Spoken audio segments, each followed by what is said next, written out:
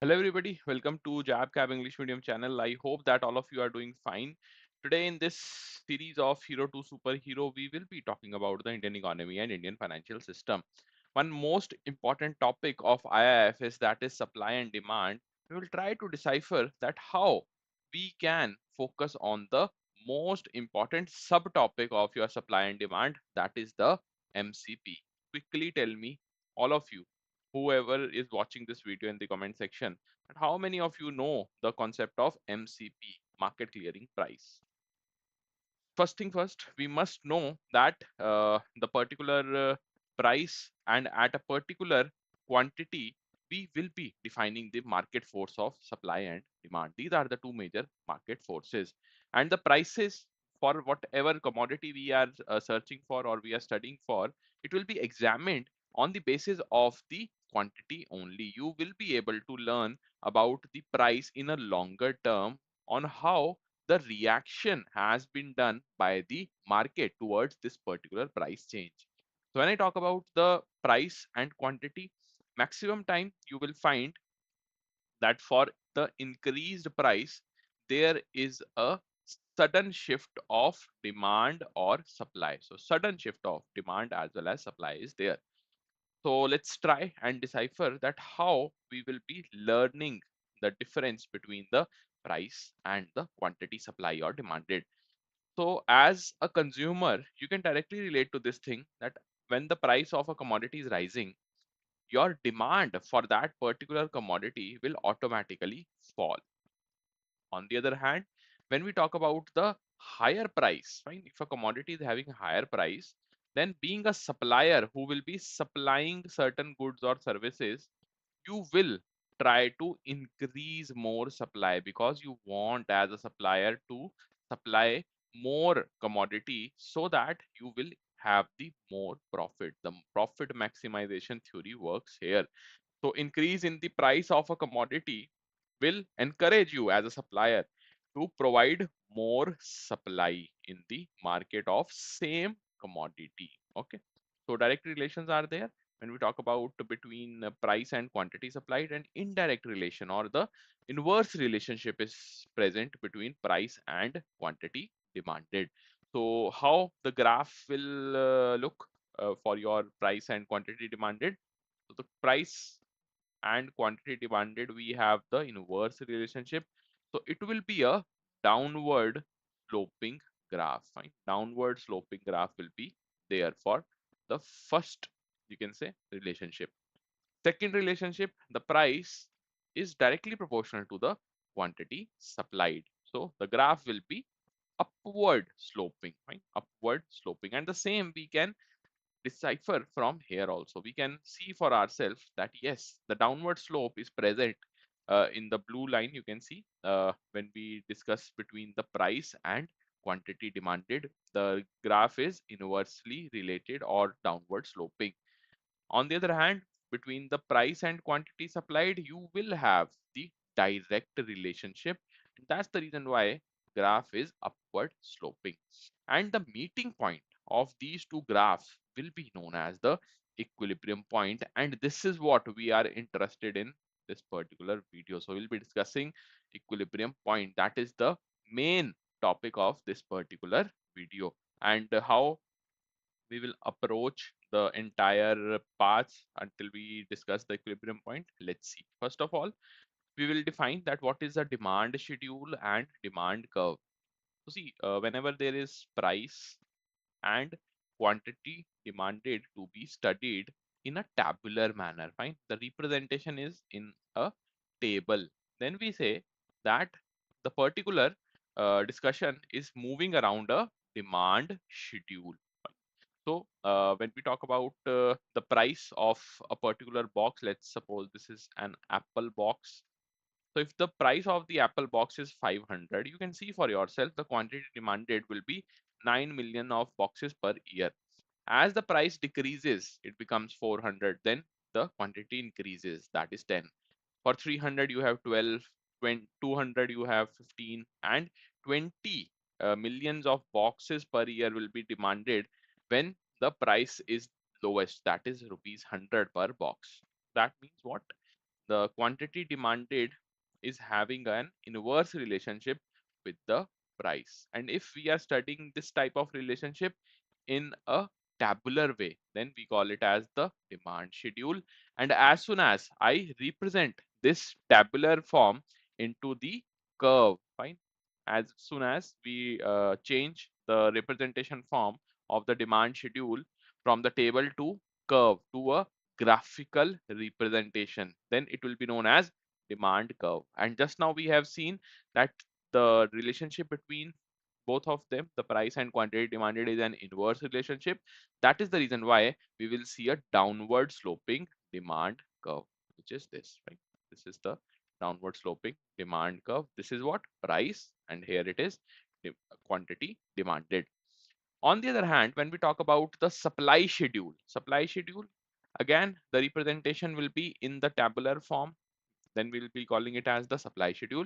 As soon as this table is shifted towards the representation of this table is shifted towards a graphical representation, then we call it as the supply curve.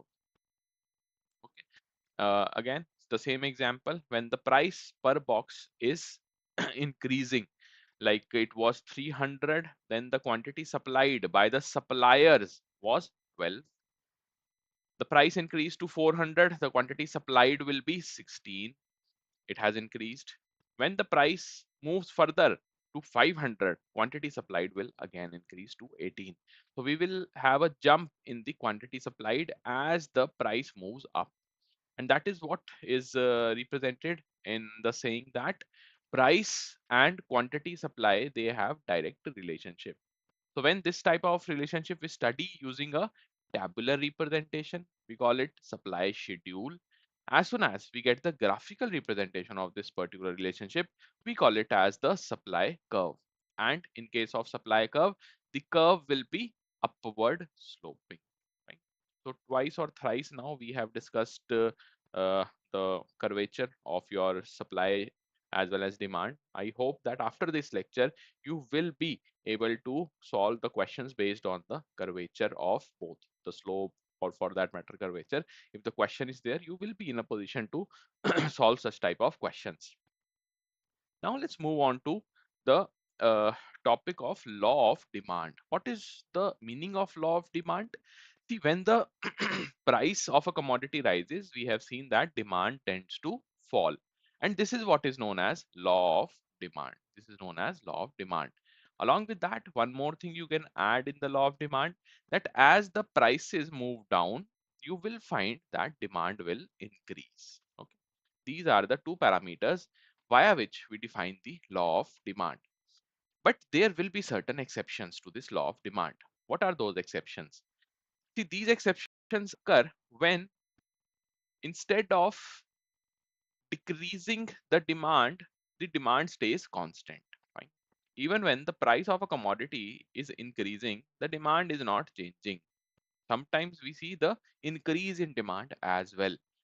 In those scenarios, we say that we are facing certain exceptions to the law of demand. And these exceptions you can study easily using the examples.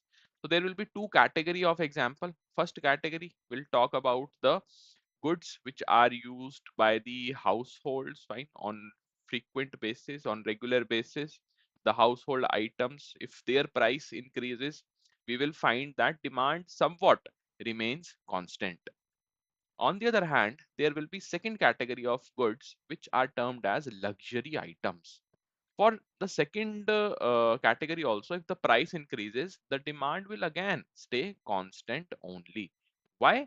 Because these luxury items are being afforded by certain group of people only in the entire society, and they will buy the upgraded version of these luxury items no matter what is the price they have to pay. So whether it's a luxury bag, iPhone, or for that matter, you have luxury cars, they will buy the new products based on their income, and they are not concerned about the price rise at all. So when it is for the when the exception of towards the law of demand is for your household items, then we will say that it is the description of given goods. And for the luxury items, we know these commodities as Veblen commodities. Why? Because in Giffen goods, which was defined by economist Robert Giffen, even if the price of household items increase, the household demand won't fall. And in case of Veblen commodities, which was defined by economist Thorsten Veblen, when the commodity is expensive, its worth and utility are thought to be greater, fine, greater than the normal circumstances, and that will be the reason why the demand will not fall. Fine, demand will not fall. So when we talk about the exception to law of demand, direct questions have already been asked in the exam. So you have to revise it again and again and try to solve one or two cases based on that particular concept. Now let's move on to the discussion of market equilibrium. See, market equilibrium, whenever there is a particular equilibrium between the demand and supply. So the quantity demanded and the quantity supply is same. It is not changing. Fine. The quantity demanded is same as the quantity supplied. Then we will say that yes, the market has attained an equilibrium. Fine. It has attained an equilibrium. And why it is happening? Because there is no reason for the consumers to demand for a lesser price, or there is no reason from the supplier's side also to increase or decrease the price, because they are gaining the profit which they always wanted. So a particular price at which the consumers are also happy and the suppliers are also happy, that particular price will be termed as the equilibrium price or market equilibrium price. Also, the another name of this particular price is market clearing price, which I have asked you in the initial remarks of this particular session, right? So when we talk about the MCP, that is also important to know that it is just the another name of equilibrium price. Okay, now if you want an elaborate discussion based on the graph as well as the schedule for your equilibrium of supply and demand, you can directly join our batches which are running right now. And for the information regarding those batches, you can contact us or call us on the number which is flashing right now on your screen, and the same number is present in the description box as well. Now let's solve some question. Demand schedule is the dash. It is the relationship between demand and quantity bought, relationship between price and quantity bought, relationship between income and demand, or none of these. Such type of easy questions will also be asked in the exam. So it is simple, relationship between price and the quantity bought. Price and quantity. The initial graph, always remember this graph. Right? This is the most basic graph. It is a relationship between price and the quantity. Simple. Next, we talk about the market equilibrium. It comes at a price at which the quantity demanded equals to quantity produced, supplied, inventory, or demanded. What will be the correct answer here? It will be the quantity demanded equals to quantity supplied. So B will be the right answer again. Then the equilibrium price is also known as what? What do we mean by equilibrium price? Whether it is the market price, optimum price, real price, or MCP. Just now we have seen it is the market clearing price. So D will be the right answer. Fine. So this was it for today's class. If you want the PDF of this lecture, you can directly scan this QR and you will be redirected to the virtual library from where you can get the PDFs instantly.